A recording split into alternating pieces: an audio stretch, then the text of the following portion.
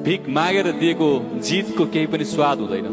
मलाई चाहिँ तपाईसँग एउटा प्रश्न गर्न मन लागेको चाहिँ अघि तपाईँले हारको बारेमा भन्नुभयो। म हराए नि हार्दिनँ, हारे नि हार मान्दिनँ भन्ने गीत चाहिँ छ मेरो, होइन? सो हामी हार मान्न जान्दैनौँ, हामी हार मान्दैनौँ भनौँ, हारसँग हामी डराउँछौँ एक्चुअली। सो रिलेसनसिपमा होस्, पढाइमा होस्, काममा होस्, हामी हारसँग चाहिँ डराउँछौँ, हामीलाई जित्न मनपर्छ, राइट? सो तपाईँलाई यो हारको सम्बन्धी तपाईँसँग के अनुभव छ वा केही कथा छ भने कृपया सेयर गरिदिनु हुन हार्दिक अनुरोध गर्दछु। धन्यवाद। धन्यवाद। चम्किन हिरा पनि त कालो बन्नुपर्छ,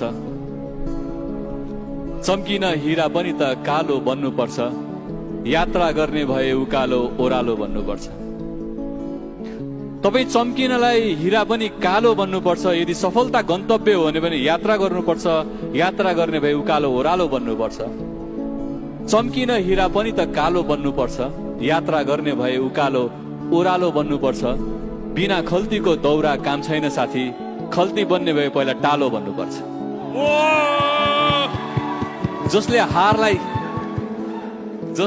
स्वीकार गर्छ उसले मात्र जितको स्वाद लिन पाउँछ। तपाईलाई भिख मागेर दिएको जितको केही पनि स्वाद हुँदैन। संघर्ष गरेर पाएको जितले तपाईलाई धेरै सन्तुष्टि दिन्छ, त्यसको कुनै मापन हुँदैन। फेरि त्यसैले चम्किन हिरा पनि त कालो बन्नुपर्छ।